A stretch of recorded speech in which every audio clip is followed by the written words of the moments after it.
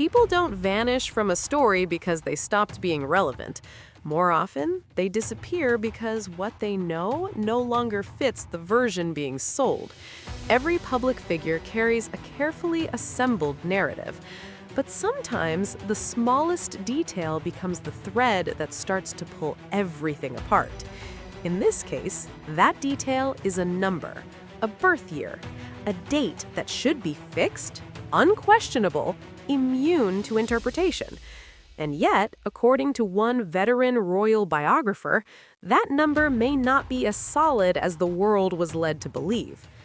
Tom Bower did not begin his research intending to challenge anyone's age. He wasn't chasing gossip or online speculation.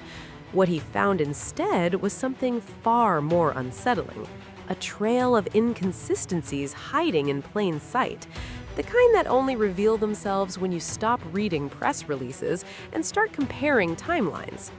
The public has long been told a simple story. Meghan Markle, born in the early 1980s, rises from a modest acting career into global prominence, meets Prince Harry in her mid-30s, and enters the royal family as a modern, accomplished woman stepping into history. It's a clean arc, easy to follow, emotionally satisfying. But clean stories often rely on details not being questioned too closely. The first crack came not from a document, but from memory. When Meghan's father spoke about her early life, his recollections didn't align neatly with the official chronology. He described specific years, schools, performances, and milestones with an unusual level of precision. These weren't vague parental anecdotes. They sounded deliberate, as though he were anchoring events to dates he remembered clearly. And when those dates were placed against the age Meghan publicly claimed to be at the time, the math didn't work. According to him, certain moments said to have occurred in her late teens or early 20s seemed displaced. Either they happened earlier than acknowledged or later than recorded, but not when the public timeline suggested. He didn't accuse, he didn't dramatize. He simply described a daughter whose developmental timeline didn't match the one introduced to the world. For Bower, this wasn't conclusive proof, but it was enough to justify a deeper look. That deeper look led to a forgotten magazine page. In the late 1990s, long before royal titles or global fame, Meghan appeared in a popular teen magazine alongside other young aspirants. It was a small entry, barely noticeable. A name, a photo, a single line of text. Next to her name was an age, 21.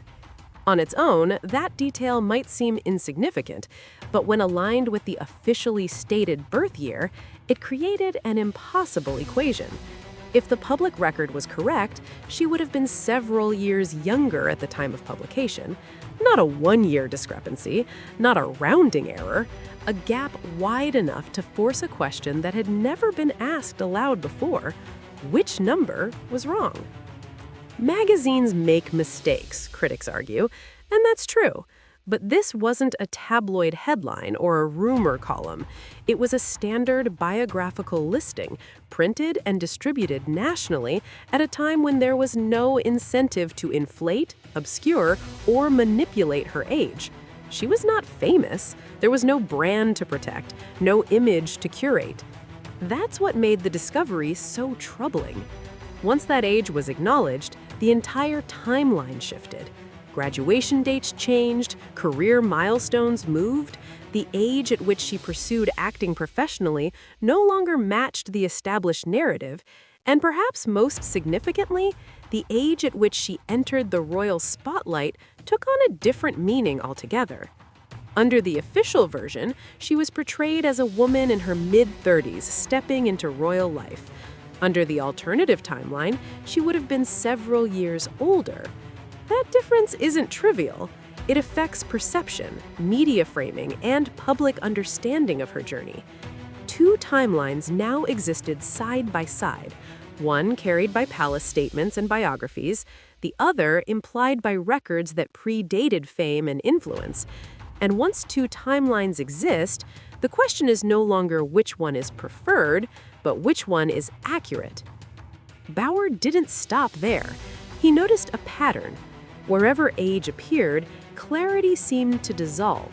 Records that should have confirmed details instead raised new questions. Documents aligned in some places and conflicted in others. Each inconsistency was small enough to be dismissed individually, but together they formed something harder to ignore. This wasn't about proving deception, it was about recognizing construction. Public identities are often edited for simplicity. Careers benefit from flexibility. Age in entertainment has long been adjusted to extend opportunity, appeal, or longevity. None of this is new. What is unusual is when those adjustments collide with institutions that rely on rigid protocol and documentation. Royal life does not function on approximations. Dates matter. Ages matter. Records are expected to be precise. When precision gives way to ambiguity, it creates friction. And that friction didn't stop at biographical details. As Bauer continued examining the timeline, he noticed similar smoothing in other parts of the story. Events described with cinematic clarity lacked procedural grounding. Experiences that should have followed strict institutional rules appeared unusually fluid, unusually fast, unusually convenient.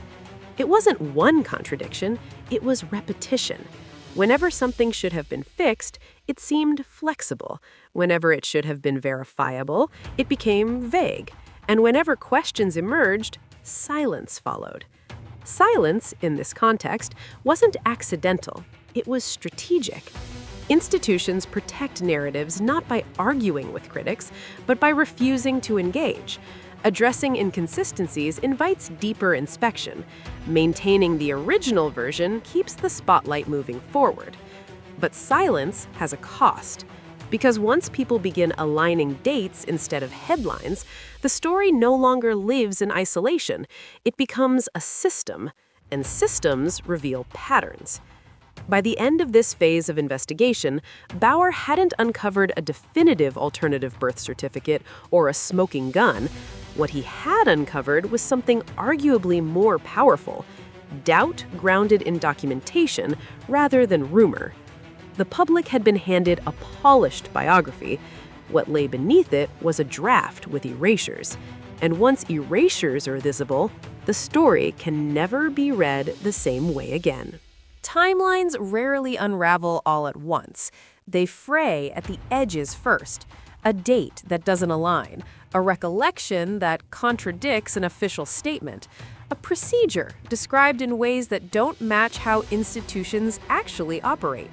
Individually, these moments are easy to dismiss. Together, they suggest something else entirely.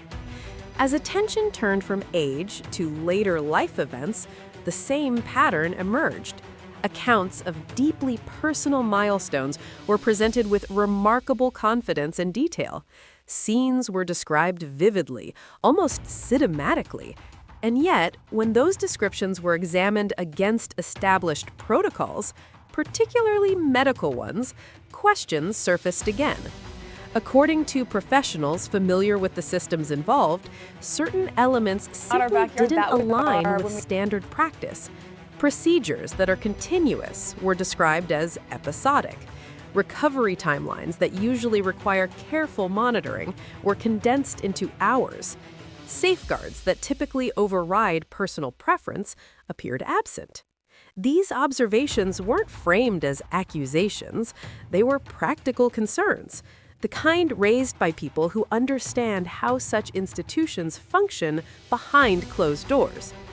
Once again, the issue wasn't whether a story was emotionally compelling, it was whether it was operationally plausible. And, just as before, no clarification followed. The official narrative remained intact, repeated consistently, unchanged by emerging questions.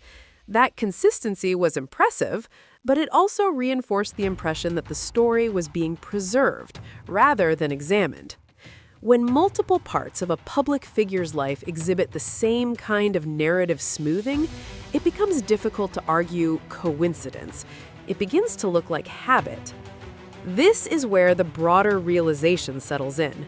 Public figures often live with two histories. One is formal, streamlined, designed for public consumption. The other is messier, shaped by real timelines, imperfect records, and lived complexity. Most of the time, those two versions coexist without conflict. Problems arise when they drift too far apart. In this case, the distance between them has become noticeable. None of this definitively proves intent to mislead. There are many reasons someone might simplify their story. Careers are protected, privacy is guarded, pasts are reframed to fit new chapters. These motivations are human, but institutions amplify consequences. When a personal narrative enters a system built on documentation, tradition, and record-keeping, flexibility becomes liability. Every softened edge invites scrutiny. Every unanswered question creates space for interpretation. What makes the story enduring isn't scandal, it's structure. The questions don't disappear because they were never loud to begin with. They exist quietly, embedded in dates, in arithmetic, in procedure. They persist because they are not emotional. They are logistical. And logistical questions don't fade with time. They wait. As more observers begin revisiting early records, forgotten publications, and overlooked statements, the official version faces an uncomfortable reality. It may not be wrong in spirit, but it may be incomplete in fact. Once that possibility is acknowledged, the story can no longer remain closed. This isn't the end of the investigation. It isn't even the conclusion of a theory. It is simply the moment when a once stable timeline reveals that it was never as fixed as it appeared. And when that happens, the narrative doesn't collapse, it transforms. Because the truth, when it finally emerges, rarely does so in headlines. It appears in margins, in footnotes, in numbers that refuse to add up. And once seen, those numbers can't be unseen.